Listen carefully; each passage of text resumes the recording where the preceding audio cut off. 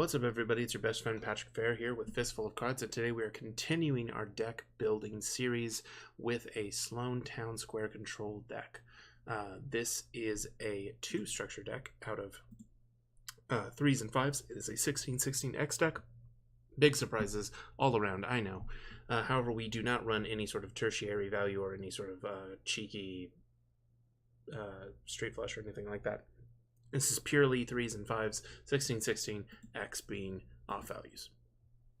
We are running the Sloane Gang home. It's an 18 wealth 3 production home. Its ability is Noon Boot. Boot your dude in Town Square. If that dude is still in Town Square during the sundown phase, either gain 1 ghost rock per other player, or your dude permanently gets 1 control point if they do not already have 1.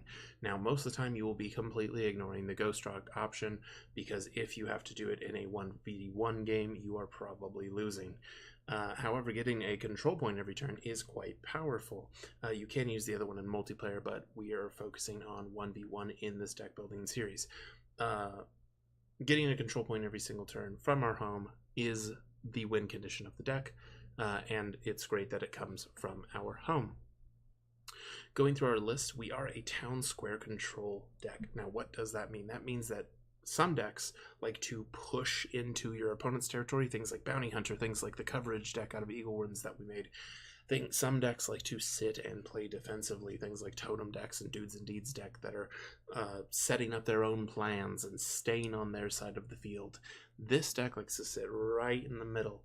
It's a very come and get me kind of deck, which actually reminds me that we didn't do my intro correctly. Sorry, we're going to do it now anyway. Who is this for and what is our goal? If you're the kind of player who likes to play decks that allow you to dictate the pace of the game, or if you're the kind of player who likes to play a come and get me kind of play style, this one's for you. Our goal is to generate a huge amount of control points on our dudes to complement our control points on our deeds and overwhelm our opponent before they're able to deal with it. So back to where we were. Because we're a town square control deck, our trade-off is that we're going to trade some of our structural strength. We're going to trade off some of our ability to play poker in exchange for powerful cards that'll make our opponent nervous when we put them onto a clock, and you'll see what I mean as we go through. First and foremost, let's talk about hearts. We've got Pearl Handed Revolver, makes dudes studs, powerful, yada yada yada. Shotgun, we haven't made a shotgun deck yet. Shotgun, for those who don't know, is a weapon. It's a powerful weapon. It kills a guy. Plain and simple. If you have bullets equal to or higher than their value, they just die. And so why is this important? Because we are the ones putting our opponent on a clock. We're generating 3 times the amount of control points as a normal deck does. Most decks are designed to generate 1 control point a turn sometimes, which means that most decks are like, okay, well, I generate 1 control point a turn by putting a deed into play or taking one of your deeds. This deck, on the other hand, oftentimes will generate 3 control points a turn. We'll put a deed into play, we'll boot Alley Hensman to get a control point, and we'll boot another dude to get a control point out of Sloane Gang. And so while most decks aren't designed to deal with that kind of speed, we're going to take advantage of that. And the reason we're going to take advantage of that is you may have noticed that we don't really have anything that boosts our bullets. Well, that's not a problem, because most starting posses include a couple of dudes that are 3 or lower, and that's really where we're going to focus here. Now, putting a shotgun on Alley, putting a shotgun on our starting posse dudes gives us basically a ace to 3 range. Now, most starting posse influence ace to 3 range, things like Irving Patterson, Jake Smiley, any of the aces that have 2 influence, any of the 2 value dudes that have an influence.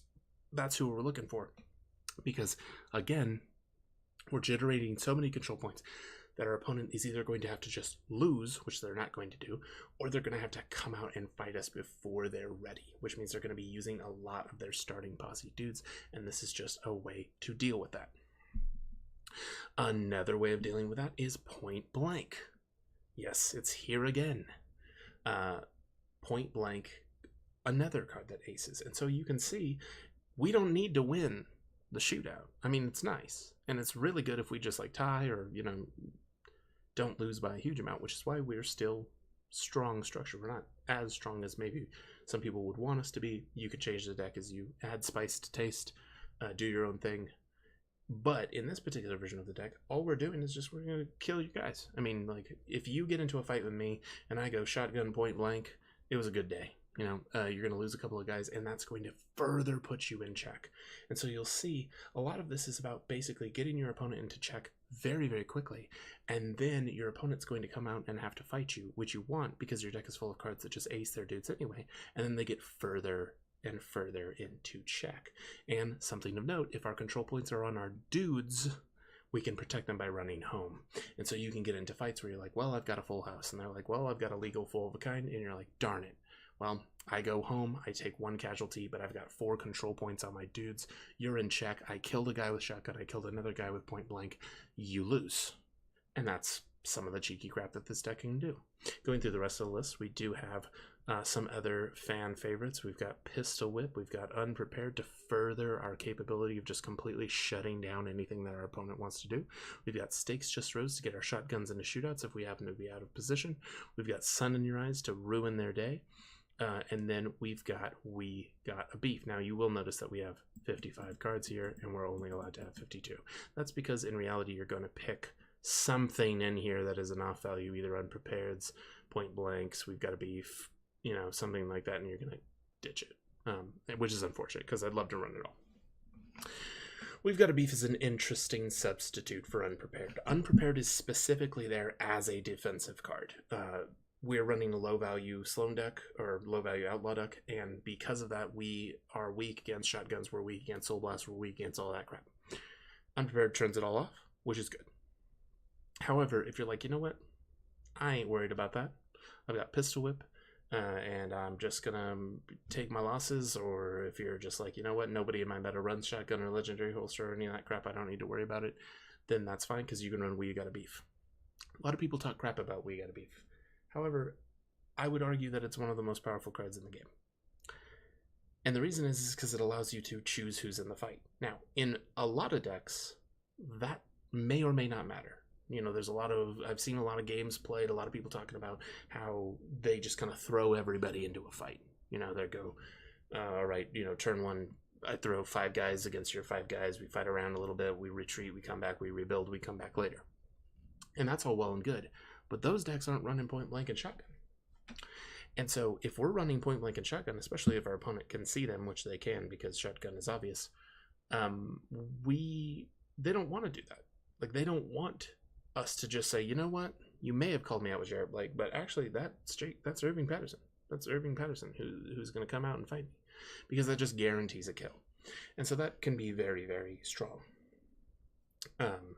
when used in combination with our other cards. So I encourage you to give that card a try, whether or not you choose that to play in your final version of this deck. In addition, we don't have any anti-cheating hearts in this one. We just have our clubs. We're running It's Not What You Know because, much like the Bounty Hunter deck, we are not capable of getting into super long-winded fights. The downside of running a more control-based aspect is we do trade away some of that structural strength, so we're worse at playing poker. However, if we just get into a 1-round fight, a 2-round fight, we can actually get a huge amount of mileage out of our card effects, and we made that decision when we built the deck. It's Not What You Know complements this playstyle. It means that if you do cheat in the 1 round that I want to fight, you're going to get your ass handed to you. And so that's super powerful. On that same note, bottom dealing, we are running 2 value structure. We are not running a super heavy structured deck, which means we can take advantage of bottom dealing.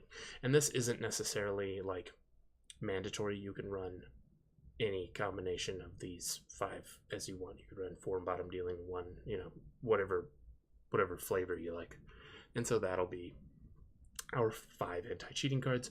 It's a little low on the anti-cheating scale. However, they're super duper powerful, and we only really need 1 of them to kind of turn the tide, especially if we're doing things like shotgun and point blank and pistol whip. You know, if you can get rid of 2 of your guys, your opponent cheats with 5 of kind, you go bottom dealing, they just lose. Everybody's dead. And that's what you want. And so, continuing throughout the rest of the list, there's nothing really to talk about. 3s and 5s have a lot of cheap, powerful deeds.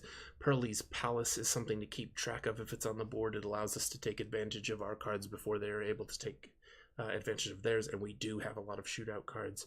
In terms of our dudes, we're running a couple of off values. Ulysses, Rabid Rance, Hitchcock, and our on value Lawrence Blackwood all can generate control points by themselves. So in addition to the control points that they can get from our Sloane gang home, we can also put more control points on them.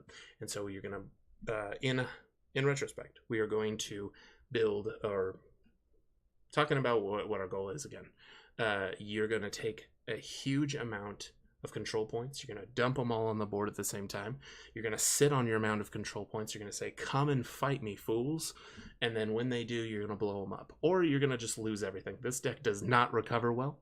That doesn't make it like good or bad in terms of, but this deck does not recover well. If you need to dominate town square in order to take advantage of your home and all your cards, and you can't get to town square, you're going to be falling far behind. So if you do end up in a situation where your opponent is just overwhelming you with dudes, or their starting posse is immune to all your shenanigans or something like that, then you might be in trouble in this deck. But this deck does push the win condition super duper hard, and is something that you should consider playing if you want to horrendously frustrate all of your friends who play super slow decks like Mad Scientist decks. Anyway, that was the video, ladies and gentlemen. Hopefully you liked it. If you liked it, give it a thumbs up. If you hated it, give it a thumbs down. Either way, I want to see you in the comment section, and we will see you next time. Peace.